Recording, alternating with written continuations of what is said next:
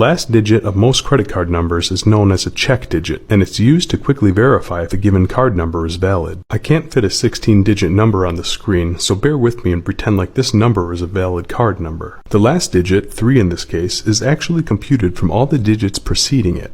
The Loon algorithm, which has been in use since the 1960s, provides a clever way to use this check digit to make sure all the other digits were entered correctly. Disregarding the check digit, start from the right and underline every other digit. Now, go through and write the other digits as they are, but for each underlined digit, multiply it by 2. For example, 2 times 9 is 18. Then take all of these digits and add them together. Notice that we're adding the digits together. For example, in the beginning we have 7 plus 1 plus 8, not 7 plus 18. In this example, the sum comes out to 67. Finally, divide 67 by 10 and take the remainder, which is 7. Subtract this remainder from 10, and this should give you the check digit, which comes out to 3. This algorithm wasn't really designed for security purposes. It was designed to prevent common transcription errors, like entering an incorrect digit.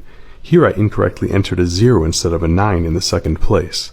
The Loon algorithm will compute a check digit of 2 in this case, which is not equal to 3, so this number would immediately be declined. In the second example, I incorrectly transposed 2 digits. You can check that the algorithm gives a check digit of 5 in this case. 5 is not equal to 3, so again, this number would immediately be declined. Of course, it isn't able to catch every conceivable mistake like this, but it catches many of the most common ones. The nice part is, all the information you need is in the number itself. No databases or internet connections are required. You may have heard that if you randomly shuffle a deck of cards, it is virtually certain that the sequence of cards you're holding has never existed before, and for that matter will likely never exist again in the entire history of the world. Now, you may think to yourself, no way, that's insane, and I wouldn't blame you. I mean, just think of all the decks that have been shuffled over the years at Las Vegas casinos alone. Well, believe it or not, it is true, because there are 52 factorial ways to shuffle a deck of cards. As a reminder, the factorial is computed by starting at the number and counting down to 1. Multiplying as you go.